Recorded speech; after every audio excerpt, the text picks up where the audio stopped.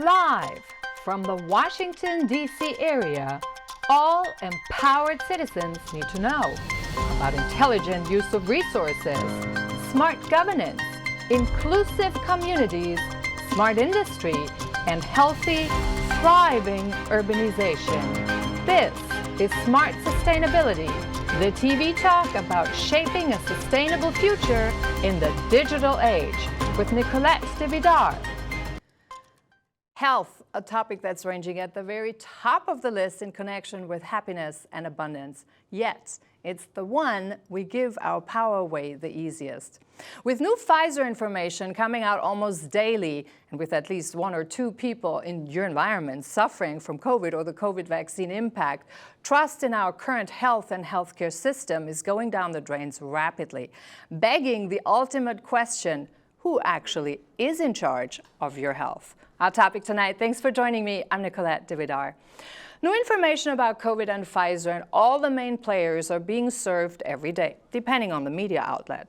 Whether that's the new viral video from Walker about Pfizer potentially being engaged in modifying the COVID virus, whether that's the EU Parliament conducting an investigation into Pfizer and BioNTech, Germany's autopsies on COVID deaths, the FDA allowing vaccines for something they haven't been really tested for, like stopping the transmission of the virus. We're investigating the EU president for manipulating vaccine prices, not to forget the increasing number of reports on vax side effects. Now, I can't say any of this is surprising when you have a pharmaceutical industry that practically owns a country, such is the cases in America.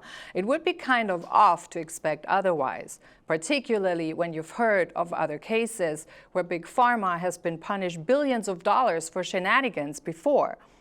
And if you think Big Pharma doesn't influence the country, just look at the majority of ads and you know who runs the ship. Now add to that economics, an economic system that's based on somewhat manipulating others, and make no mistake, every economic system is on some level manipulating others. It's the way economics work.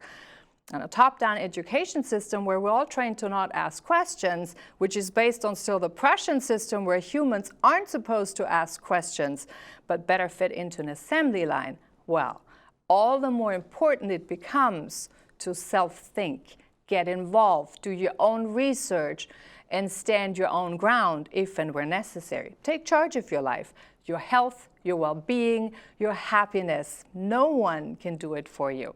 There is the concept of self-responsibility. And that's kind of what we left out with all the blame game and questioning. Who actually is in charge of your health? So whether you blame Pfizer, BioNTech, or anyone else, we all got to ask ourselves, eventually, who's responsible for letting pharmaceuticals becoming too big, for you to take any kind of drug that you may have liked or not wanted, or what your body experiences. Something to dive in tonight. It is time to change our worldview and address health from a very different aspect, taking into account that we're part visible, physical body, part invisible, spiritual beings, and looking more than just the symptoms, including how our health is impacted by other factors such as psychology, culture, groupthink, or mass pressure. So what does self-responsibility in health mean, and how do you live it? What factors play a role? That's all what we're going to dive in today. On my right, Dr. Stephanie Pina, a naturopathic physician licensed in Arizona and licensed in Virginia as an acupuncturist at the Roselle Center for Healing. She has a doctorate of naturopathic medicine and a master of oriental medicine and is a fellow on the board of Oriental Reproductive Medicine. Her focus is on preventive and women's medicine. I have on my left Dr. Tim Salotto, who has a holistic healing practice in Northwest DC, a few blocks from the White House. He also works as a personal trainer at Lifetime Fitness in Fairfax, Virginia, graduated as a naturopathic doctor and has been studying natural medicine for over 15 years, something that he says is a vocation so that he never feels that he has to work a day in his life. I have Kristen Sanchez. She's a viewer who's going to share her own powerful story of taking charge of her health and how it really turned her life or her health around, going through all the instances and coming to trust her own body and judgment. Welcome all of you on Smart Sustainability. Thank you. I wanted to dive right in because this really actually is a very, very big topic. And I first want to get a little bit acquainted with all of you. I'm going to start with you, Stephanie. When we spoke on the phone previously, you said your motto is ask your doctor. How did you come up with that and why? Well, one of the things I think that people do when they go to the doctors now is they feel like they're not in the position where they can talk and have a conversation with them. They essentially are getting told what to do about their health, and they follow their guidelines. And that's a good thing because you want to be able to essentially do what needs to be done to be healthy, but at the same time, you should be able to ask the questions and feel comfortable having a nice conversation with them as well too, and asking the questions of the information that you're finding out on your own. So why do you think sometimes people do not ask the doctors questions? Is it a personal threshold, personal inhibit, or is it just because patients feel that they can't ask questions? I think there's always been a culture of kind of looking up to the doctors and never really questioning what they're saying. And now with all the information we have on social media, all the information that we can find online, basically now we're finding more information going into the doctor's office. So my patients always bring in good information to me and says, can you at least explain this? So you have a better understanding of what they're doing. And so when I have that conversation, I always want to make sure my patients know what kind of medicine they're taking, what they're doing about it.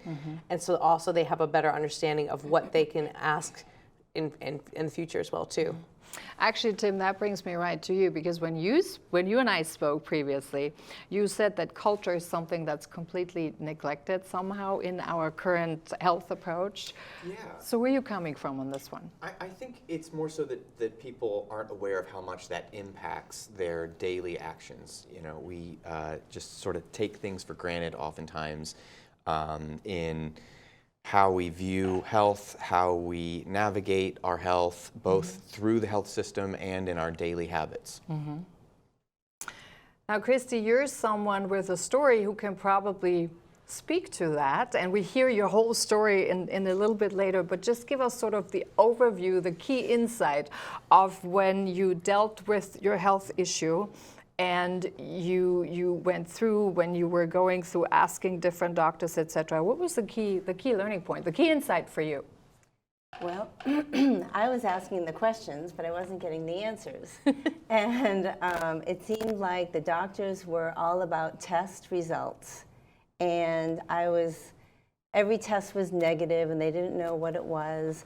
And I kept asking them, well, what do you think it is? What's your gut feeling? Do you have an opinion at least? Do you have something that can offer me some solace to make me feel like all is not lost? Because they just kept introducing more fear and stress into my life at a time when I didn't need any more fear or stress. Now, before we go forward, though, I do want to clarify for you at home what naturopathy actually is. So I want to touch on this very, very briefly. What's the difference between a naturopathic doctor and a regular traditional approach? And is it necessarily one or the other? Who wants to go first? Well, I would like to clarify, what do you mean by traditional approach? Do you mean by the more like the symptomatic, if you go to a specialist who is not necessarily focused on regular MD? Yeah. You know, she already touched on, their medicine is extraordinarily algorithmic.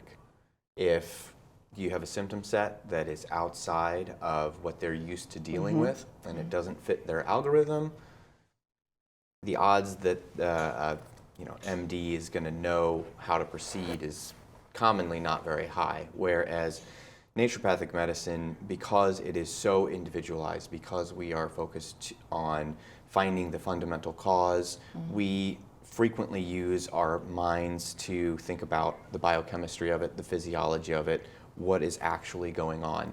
Or, you know, even if we're running into a condition that no one's ever seen before, we're going to take a look at things from a systems-based perspective and think, okay, this person is experiencing these symptoms. That's going to be reflective of these systems that perhaps aren't working well in this fashion.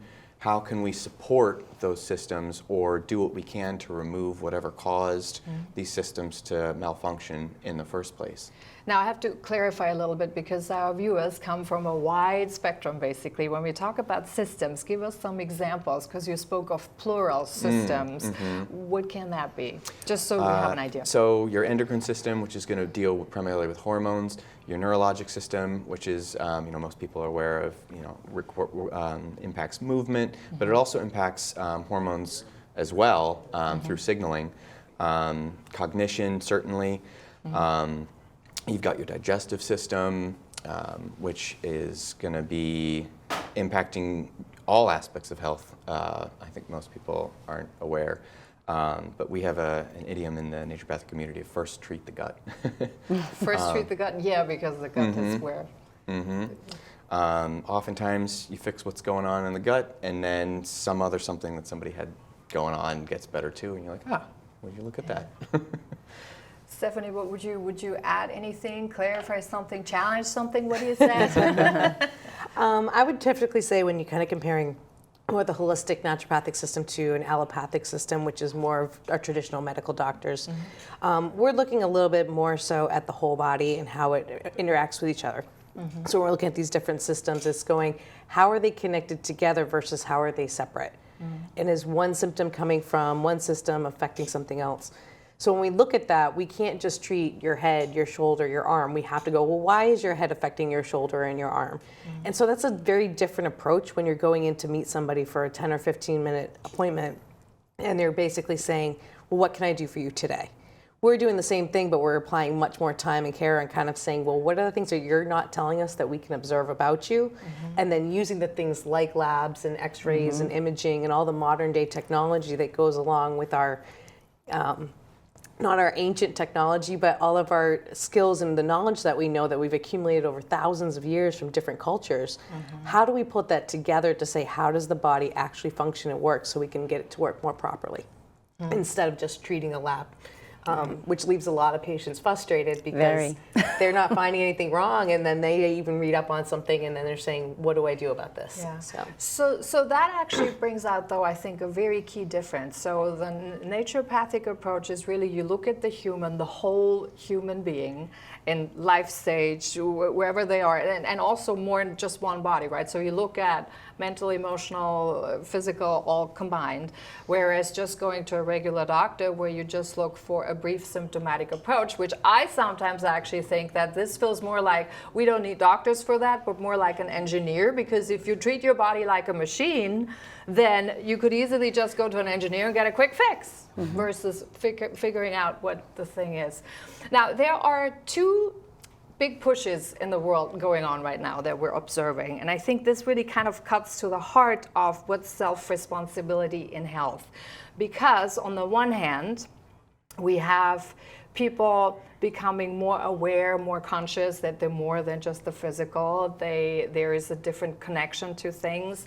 There is a movement that really asks people to take charge, become more self-involved, learn more about your body, learn about how your body functions, learn more about what actually influences that. So really seeing the person as a whole.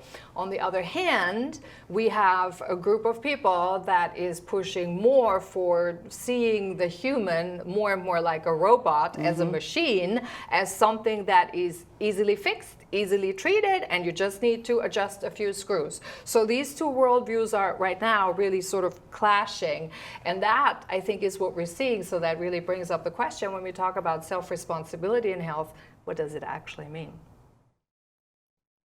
I want to get to what self-responsibility means. So briefly, let's start with that. What does it mean for you? When I hear that, I think the first thing that comes to mind is accountability.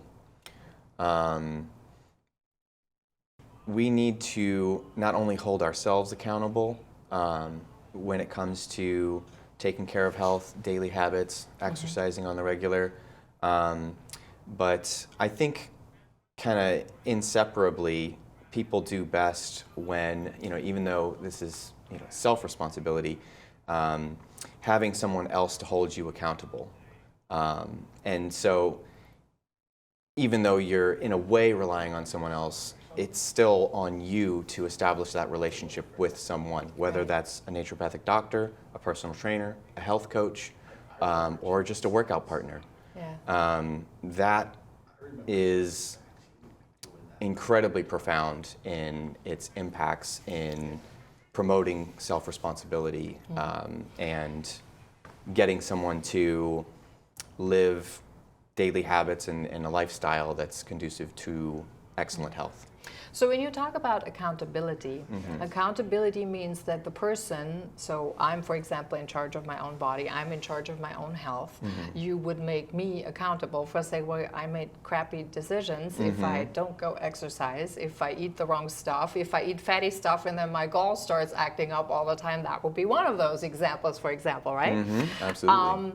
Accountability also, does that also go though for accountability sort of for making lifestyle decisions, but really putting the actual decision making on the person, on the patient? Is that fair to say? Yeah, I would say it does and it doesn't. And part of that is who you're interacting with, because people only know so much in the realm of health, and having an expert to guide you through that, if you haven't already been through some sort of journey on your own, is immeasurable in how much of an impact that's going to make.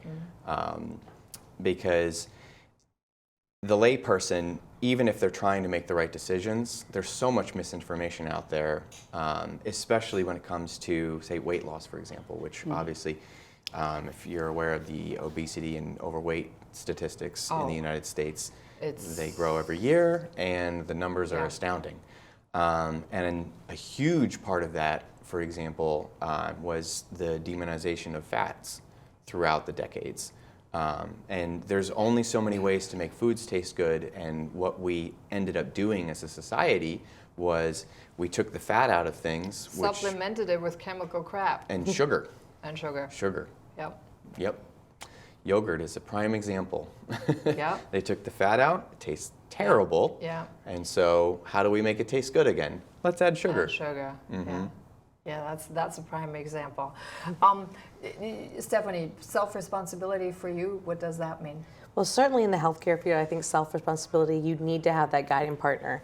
But you also need the support system around you and be able to have access to a lot of the things we want to do. So if we don't know where to look up the newest information, or if something's going wrong in the world, or we don't know how to find something as easy as like a blood pressure cuff so we can start monitoring ourselves at home, it's going to make it much more difficult. So I think a lot of times it's trying to figure out what can I do on my own, and then what can I also have with people and help them figure out stuff as well too. So I think what's interesting is over the last couple of years, where more and more people have been waiting around going, what do I do now? What can I do as well? I think that's really a new age of patients coming forward and asking those questions, and not just being able to stand on the sidelines and say, I'm just going to wait till my physician tells me what to do. I want to become active. And that's in multiple aspects of their lives, and even with their community. Yeah, that's a good idea. Now, when we talk about self-responsibility, I do want to go ahead and actually hear Christy's story, who can tell us from her perspective how she actually navigated the whole thing and how you made out. Sure. First, I'd like to answer the question about self-responsibility. To me, it's being aware of all the information around you and taking that into account, but making your own decision and listening to your gut. Listening to your own. There's the gut again. Right, listening to your own intuition. For about 2 years, I experienced some terrible symptoms that were pretty traumatizing. I had full body numbness in both arms, both legs, and my face for 2 years. And it started when I started menopause or perimenopause. So it felt to me like, oh, this is a hormonal thing. And it would come on like a wave, just like a hot flash. So I assumed it was hormonal. I went to the gynecologist, and she said, no, it's not hormonal. It's not menopause. She was certain about it. And I was like, well, what does that leave me with then? So I went to 6 different specialists, and I was not as enlightened as I am now, and didn't really meditate that much before, but after this whole ordeal, I'm much more aware of my own spirit, and I meditate every day now. But when I went to the doctors, they just did test after test. I went to general practitioner, orthopedic surgeon,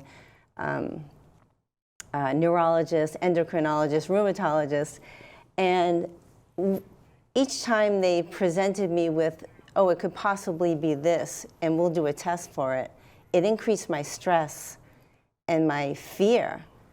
And I truly believe that without that increased stress and fear, I don't think my symptoms would have lasted as long or would have been as intense. And they told you all sorts, I mean, serious, terrible brain disease, tumor, right? multiple Yeah. sclerosis, Lyme disease, thyroid, anything you can name. And they did all these tests and everything was negative, and they just said, it's negative, goodbye. They didn't So that you went try on your to, own. I was on my own. Like, I felt so unsupported. And I did have a homeopathic doctor as well, and she helped me with supplements, and she started with the gut. And she helped me with meditations and all of that, and she was, very supportive, and I could call her anytime when I was feeling extra fearful, and that meant so much to me.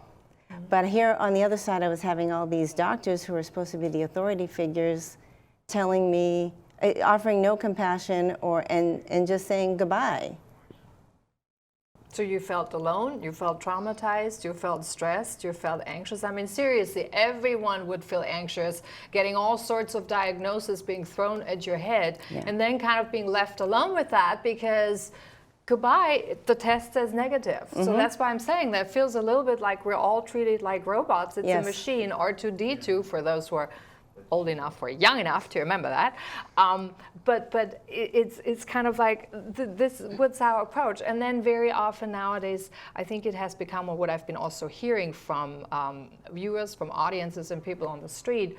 It's become much harder to get appointments at doctors when something happens. So you have a longer period of time to wait for, etc. And if you do not have the classic family practitioner, the generalist that would that you could call and say, listen, that know more about you, that know how this might fit all in, right? Then I think one is really left alone with a lot of these things, which begs the question. So when we're at a point where we see sort of the whole medical system go in different directions, how do we tackle a lot of those issues we need to talk about? So culture, for example, let's start with that. And we spoke about this before too. So there's the culture aspect, a culture of people not asking questions, a culture of believing that what every doctor, so in German, I'm a native German, in German they would always be treated like doctors were the gods in white because they were the white thing. And so you couldn't ask a question. And if you did, then usually you were told, and they would say, well, are you a doctor? So I used to say, no, actually, I'm not a doctor, but I know my body. So how did this whole culture really manifest for so long, what we have right now, not asking questions, and then how do we get out of it? It's a good question. Any thoughts? I don't know kind of where the not asking doctors questions stems from, but I can imagine at least part of it is just the deep respect that society had, I feel more so in the past, for physicians. And I see that fading now, which I think has its pros and its cons, but if patients really do, for the most part, feel uncomfortable asking their doctor questions, then it's for the better, because that is so essential. I end every single visit with, do you have any questions that haven't been answered yet? Is there anything you feel hasn't been brought up yet that you wanted to discuss? Okay, let me throw something in the round here for a second. Do you think that some of this can have to do with the fact that maybe sometimes people can feel a little inferior or not feeling that they're like on the same par educated enough, or their self-esteem isn't quite there, and therefore or their self-confidence isn't quite there, and therefore they feel that if they ask a question, they may be seen as, I don't know, uneducated, or as someone inferior, or it triggers a certain inferiority complex that's already present. Is that so? If you tie self-confidence and the ability to ask question when you go to a doctor, even if it may sound silly, but I feel if it's an important, the only question that's silly is the one you don't ask, right? Mm-hmm. So I think with the self-confidence, would that be a factor that you think could sort of add to that? Most definitely. It's going to be a case by case, I'm sure. Probably there's some people that have no issues with it whatsoever, and then you're going to get a huge percentage of people where probably from elementary school they maybe had an experience where they asked a question and some classmate roll of the eyes or kind of made some comment about like, really? And all it takes is just one experience like that, and then somebody's averse to asking questions in any sort of authoritative setting. So yeah, absolutely. I think part of it too is we don't feel inferior when we go into there, but we're not used to asking them, so we don't even just speak up to begin with. But then even when you do ask the questions, how am I going to make sense of the answer that I have? And when you talk to doctors, we always talk about don't use medical language. With patients, you have to be able to break it down. And so medicine has become a little bit more of how do I break things down to patients so that they can understand it. And at the same time, we're almost teaching each other how to do it too. So you're giving me as much information as I'm taking from you. I have to ask you more questions in order to get something back. And I think that change has started to happen instead of worrying about how do we go in there and what do I do with my 15 minutes with this doctor? Because I have to make sure I get a prescription filled or I get my blood pressure taken. But that whole thing, or just the stress of going into there to begin with, because most people are going in when they're sick instead of going in when they're well and kind of saying, what can I do now to continue wellness and preventative medicine instead of waiting till you're sick and kind of going, I just want the quickest fix I can find, which is not the time you're going to really answer questions. So it's the whole shift of trying to making sure that we're actually staying ahead of the game in medicine instead of waiting for something to happen to us and then go seek the help that we need. Yeah, and I think that's a very important point. That's part of that big shift to really become more preventive and see your body as really something you feel good in and something you want to take good care of and something that's really a good thing to have. I mean, how happy is it when you can wake up in the morning and you move? I'm very thankful when I get out and move every morning.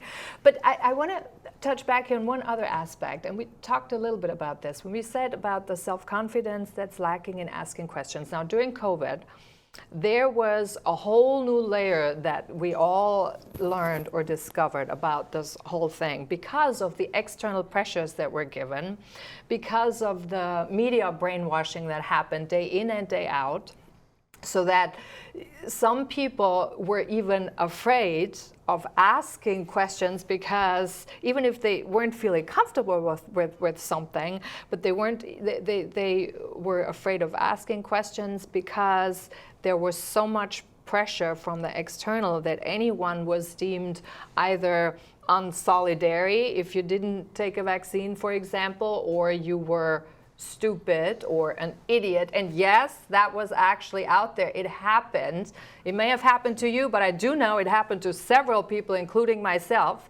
And I do speak up. But the thing is, it's so when we see all of this evolve, how do we tell people at some point, it is an individual decision for something. You got to put your foot down and you stand up and be really confident in asking whatever question you have or whatever you want to challenge. Do you do something with your patients to tickle that out of them? I think a lot of the times, I know the patients that come into me, they're the ones that are actually speaking out and asking more questions. So what's interesting is what we've learned from them as doctors, from the patients during this time, is really how do you get the best sources of information to them so they can make the right decisions for themselves. So when they're in a situation when they're being pressured and bullied, or even family members saying you can't visit your grandchildren until you've got a vaccine. And that person might be immunocompromised and is putting themselves at risk to fit in with everyone else. Yeah. I think one of the things is they have to have some information as well too. So as physicians who are kind of there to stand by their patients, getting that information to them is one of the keys, but then also being there to support when they said, you know what, I came back and I had this bad reaction and no one believes me. What do I do? So we have to think about not just the current healthcare system, but what was going to happen to those people before, and what's the future going to be as well too. Where are they standing now and in both directions? Yeah, because there is a component to it that also, I think, has a lot to do with taking the individual or respecting the individual at a higher level. No, so you actually agree things. Like Christy, how often did ever a doctor say to you you were a hypochondriac, for example, or you were imagining? No, but their mannerisms told me that. They answered my questions, but I did feel like they would scoff at some of my questions, or I would offer a suggestion, well, do you think I should take a supplement or this or that? And they would scoff at that. No, don't take any of that. With any reasoning behind, or they would just sort of like put it off? They would just answer my questions very short. You know, well, here are the test results, and here's what those test results mean. And they didn't ask me a lot of questions, you know, about my life or my background or anything else that, you know, my holistic doctor asked me those questions. Yeah, that seems to me. So maybe we need to clarify also for our viewers a little bit the difference. So I understand when you go to a naturopathic doctor or who takes a holistic approach, you have more, it's not just like a questionnaire you get, the one that, you know, you get a copy and you have to fill it out and no one ever reads it, but you actually learn more about your patient. Would you consider that as a key differentiator?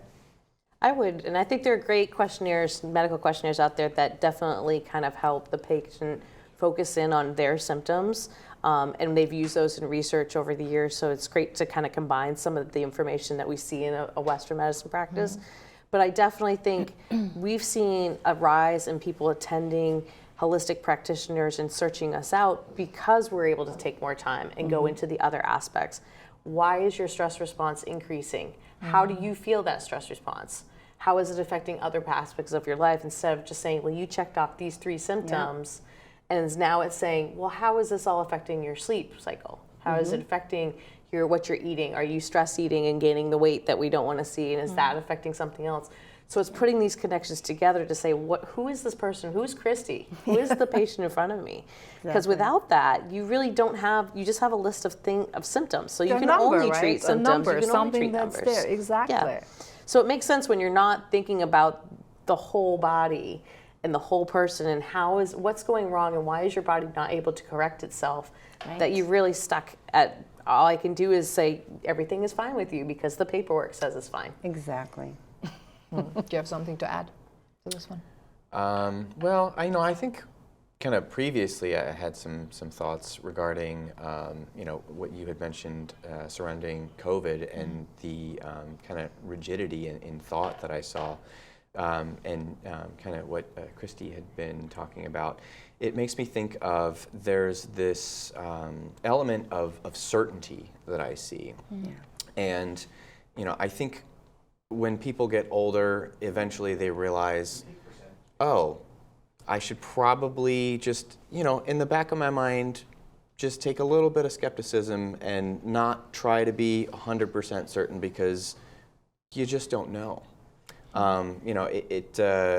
It was so extreme, the extent to which I saw the traditional medical community just not allowing anyone to talk about COVID, the vaccine treatment for COVID in any capacity. Yeah. I mean, if you tried to say zinc is good for the immune system and that could probably help with COVID, that was it. They were like, stop it, knock it off. Yeah. And that's just not appropriate. That's not how medicine works it's the art of medicine. It's not the algorithm of medicine. And I'm hopeful that going forward, society can learn from how COVID played out within the medical community of just even as one example, everyone initially just seemed so sure that COVID did not come from a lab. And then the more that time went on, the more it looked like, oh, well, maybe it did. And then it became, actually, this is seemingly the most likely scenario of how this played out. And it just harkens back to that certainty, because when you're 100% certainty, that's when you introduce the arrogance that comes with that, where you're so sure that you're not willing to consider other possibilities. And actually, that really brings up a very, very important point. So there's the arrogance, because when somebody hogs the field, as I used to call it, there's automatically always a certain level of arrogance that comes with it, which is why I actually always thought, even in a professional environment, sometimes it helps you to do the very opposite, where you know nothing about, because you drop the arrogance and you start listening to actually something that's really, that you may not know. So I think starting out from the premise that no one has all the answers and there is no certainty, that's a really, really good beginning for whoever takes charge. I mean, when you're really in a position to sort of take charge of your health. So that part, I think, is really good. I think not being afraid of challenging the arrogancy is also a good point, which means, well, you at home need to speak up. And this is usually when these things come up. I think that is also very important.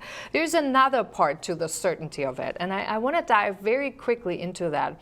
When we hear now a lot of the blame game, about what Pfizer did and didn't do, what was in the vaccine and what wasn't in the vaccine, and the side effects of people. We do know there are side effects. We know that there's actually an increasing number of side effects. I do know also in several countries there have been some attempts in kind of keeping that number lower under the rug, but I can tell several countries, including Germany, by the way, had to rectify their report and come up with numbers that are much more to the truth. So these are all things we need to talk about, and as we talk about this, we know there was no certainty. But what I'm getting is, it's very easy to do the blame game also from people who say, oh, the pharmaceutical did this wrong and they really should have told us. But what I'm getting with this is, there is such a thing as self-responsibility on the onus of you as a person to do it or not, to actually go and do the homework and start looking a little bit more what's actually in something, what is in a medication, what is in a vaccine, and don't just take everything at face value without ever even questioning and thinking because somebody else told you that that's the way to go. Right. That's just downright stupid. So are people shaking up from this? How do we move out of this? How do we start asking questions? And let me ask you something else. So if your patients ask you, if you prescribe something, and your patients would suddenly ask you and say, what's actually in it? Would you take this as a setback, or would you actually welcome it? I welcome any and all questions of any kind with my patients. And I try to be as honest and forthcoming as possible with all of my patients. If I don't know something, I either tell them the scientific community doesn't know, or if I think that the scientific community does know and I'm the one that doesn't know, I'll tell them, I'm going to look into that and I will get back to you. And if there's a question that I do feel like I can answer, or maybe I can give an answer where I feel like this is probably how it is, these are my thoughts on this subject, I'm more than happy to divulge. Yeah, I think sometimes you have to come up forward and say, like, let's get more information on this. Let's look into this together, and then really start to explore it. Because sometimes you might not have the information available. Like if we think at the beginning of COVID, we were washing everything down. We didn't know what to do. We didn't know what the signs were, the symptoms were. Yeah. So we had to wait for time to kind of progress to kind of say, okay, we can touch that mailbox now. We can go out and we can breathe fresh air, and it's actually better.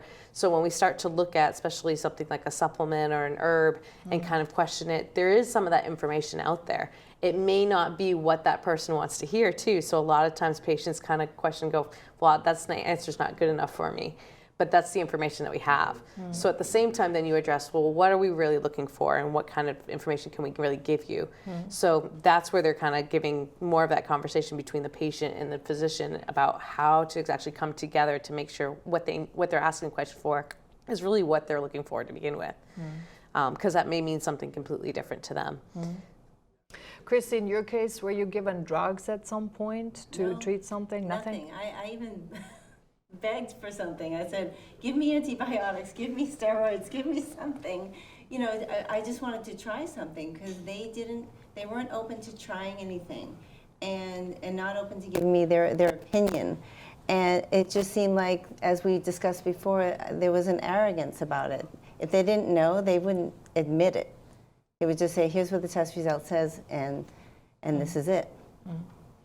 There's one other component, though, that I think might play a role a little bit, and that this probably better than anyone, and this is liability issues. So the legal issue is a problem too, right? Because as doctors, you can be so easily sued. So how difficult is that for a doctor if you do not have all the answers, for example, and you tell a patient outright and say, I really need to read up on this, or I need to find more information or so, and then do the patients sometimes say, well, you're the doctor, you should know, and I go out and they get mad? Or do they take it more openly and say, okay, when can we expect an answer? Well, I don't know. It might be different as a naturopathic physician, but usually when patients are asking questions, they've already asked the other doctors. They've already been to 10 plus different specialists, MDs of different kinds, and they've all asked the same questions.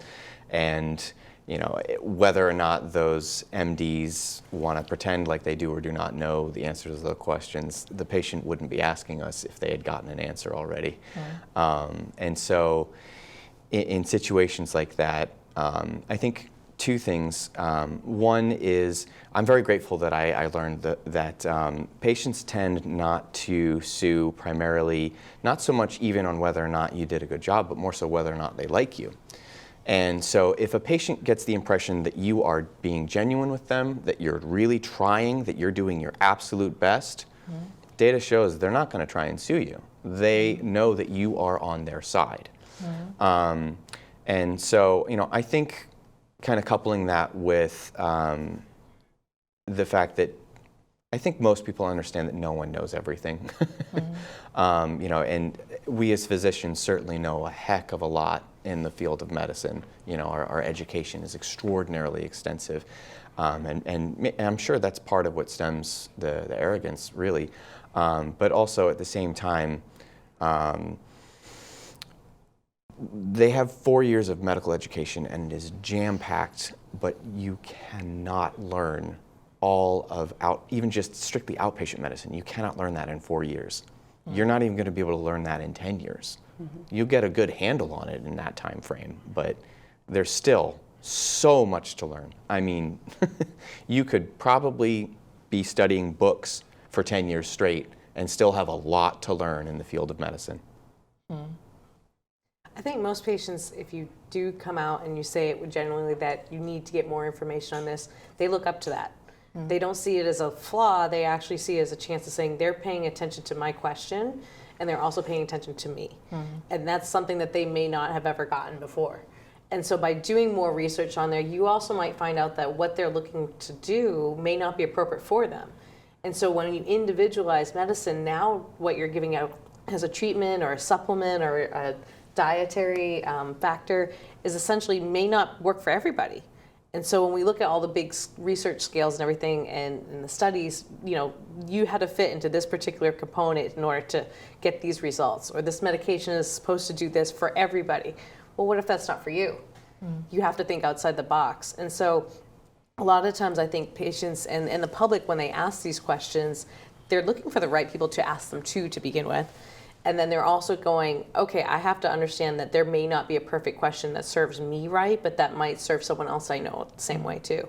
So a lot of the times when you talk with naturopaths, they're kind of saying, how are you different from everyone else? So that way we're not just putting you in a box, because otherwise we are just practicing allopathic medicine or traditional medicine. And if you don't know what you don't know, you can't blame yourself for it as well too. It's just another opportunity for, as a physician or a patient, to go out and learn more, whether it's social media, watching shows like this, or listening to the radio, or picking up a book that's easy to read that you understand the concepts of. That's going to put you far more advanced, so that way you know that next question to ask. You know that next symptom to kind of say, this is odd, this isn't normal. And then you know where to go from there.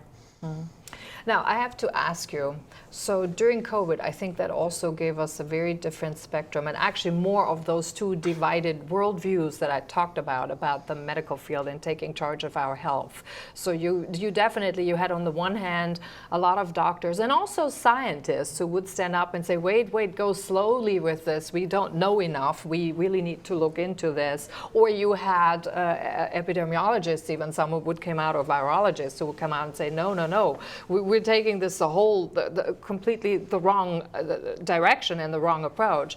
But then on the other hand, you had this huge push that I don't think anyone has ever seen, of really shoving it down everyone's throat and sort of making whatever the algorithmic science came up with, making this the one truth that trumps everything else. And so when you look in your community, with naturopathic doctors, and I only know it from overseas, for example, from naturopathic doctors, some of them got really a lot of heavy backlash among the medical community. Was that similar here? Oh, I think it absolutely was happening here. I think you don't hear about it as much. Yeah. But, even in our practice, we would definitely kind of say, why are you not doing something preventative on top of what your doctor's saying? Yeah. Why don't we try something like this too, and come in when you're sick as well too? So I definitely think that there was a lot of it going on. And it may be individual cases depending on which doctors were a little bit more outspoken than others. Yeah. What kind of access and outlets they kind of had as well too. Yeah. And then the main thing is, I think that most of the patients, when they couldn't get it back in to see their doctors, or they were sick of telehealth and telemedicine, where you can't physically diagnose someone through a screen, but you can have a little bit of a conversation, they started to kind of go, okay, this person answered my questions, or they're questioning as well too. I need to get back in touch with them and kind of contact them and see what their thoughts are, the current situation, moving forward as well too. So that actually brings us right to the last segment, and we have about 9.5 minutes left. I want to talk a little bit about the future of medicine, and really having this self-responsibility more as more going mainstream to become the main driver, so to speak, of health. And you mentioned telemedicine. When you have telemedicine, and I know there's more and more for cost reasons and whatsoever, it all goes to telemedicine. But does it help anyone? I think the interesting thing that we saw with telemedicine, and I always go back to when you look at the schools, when schools were trying to teach kids online. It was a disaster all across the board. And what was interesting, you had some schools that already had the system kind of figured out. Yeah. So they had at least in place, this is not going to work, this is going to work. That doesn't always work with medicine, because you're a physical body and you're trying to say, I don't know what my heart's doing right now. I can't have you put a stethoscope up and say, how does it sound? Let's hope not. But or do that pap smear that you need to get done, or that surgery that needs to happen. So you weren't able to kind of do that. I do think it was a way to kind of at least say, someone's listening to me in some aspect of it. And I think that was really important in the mental health aspect of it, because you were able to see somebody, knowing that you probably couldn't connect with them physically for quite some time. So I think with mental health, I think support systems outside of the norm is going to become more and more important. And I definitely think having more conversations with different types of practitioners and finding out what works for you, whether that's different mind-body practitioners, psychiatry, acupuncture, naturopathic medicine, even massage therapy, using different things so that it's reconnecting with yourself, and not just, I'm the physical me, I'm not the biochemical me, I'm not the structural person. So putting that together, but I think telehealth served its purpose. It will probably continue to serve a purpose, but I don't think it should be the drive for moving forward. And we see this with like things like concierge services, even with the medical community, where they're saying you can set aside a time for me and talk to me whenever you want. And that's patients are responding well to that. If they didn't, they would have stopped it already. Yeah. Are you seeing something similar? Yes and no. So I would say for me, I offer still virtual appointments for patients, but I individualize completely, you know, kind of hearkening back to, it's part of what naturopathic doctors do. If I've got someone that is coming to see me for depression, I don't necessarily need to see them in person for that. But you talk to the person. Absolutely. And you talk, it's an organic conversation. It's not a predisposed script that you use on everyone else. Oh, it's still individualized. Exactly. But in this specific example, if someone doesn't feel like taking the trek out to my office, that's fine. Meanwhile, take anxiety, for example, which oftentimes goes hand in hand with depression. I'm always trying to see people in person for that, because this is coming back to how body systems interact with one another. Very, very, very frequently, the musculoskeletal system is a huge contributor to anxiety, because the musculoskeletal system impacts breathing. And if the muscles of breathing are too tight, then they will impact your breathing, which then can impact your anxiety. It's an extremely common phenomenon that I see, especially around this area where everybody's driving everywhere and spending so much time at a desk. And then when they get home, oftentimes they're just sitting in a chair watching television. And so it just gets to be too much for the musculoskeletal system. And what can happen is someone might do too much what's known as chest breathing, which activates the sympathetic nervous system, as opposed to diaphragmatic breathing, where the gut is expanding, which activates the parasympathetic nervous system. Sympathetic being fight or flight, parasympathetic, rest and digest. And just to clarify for our viewers, you need to keep the two in balance, right? Which also kind of puts the stress window sort of in the two parameters of the stress window. Absolutely. So once you fall chronically out of the stress window, it means like that's where a lot of the problems come from. Then the body has to force the parasympathetic, and that's where you see cortisol imbalances, and it can lead to insomnia, it can lead to headaches, it can lead to terrible energy throughout the day. And so it's very individualized whether or not I am going to strongly encourage someone to see me in person, or if there's a possibility that I think I need to do physical exam. Obviously anything heart related, I'm going to make sure they're coming to see me, because unless they already have a diagnosis and I don't need to listen to their heart, I'm going to need to listen to that heart. But that also is very different, because that kind of sets as a prerequisite that you have a relationship with the patient, so to speak. So you know the patient before you go into telemedicine. So there's something that has built up. It's not like there's someone who just fell down the stairs and has a concussion, for example, and then needs to talk to someone, and then they give you a telemedicine when that really, doesn't help anyone. That's the difference. So it's an ongoing relationship with a person. I don't even want to call it patient, because I think when we go to a more self-responsible way and taking charge of health, it's really more the relationship between a person and the practitioner, I would say. Because when you're a patient, you're already sick. You're definitely going to see, I think, that return back to the old family physician, knowing the whole family. Not just the one person and then having to explain it. You know the whole family. You see a rise in home care visits now as well. And we see this in the nursing community of people going to their home and helping them and doing PT and OT at their house, right?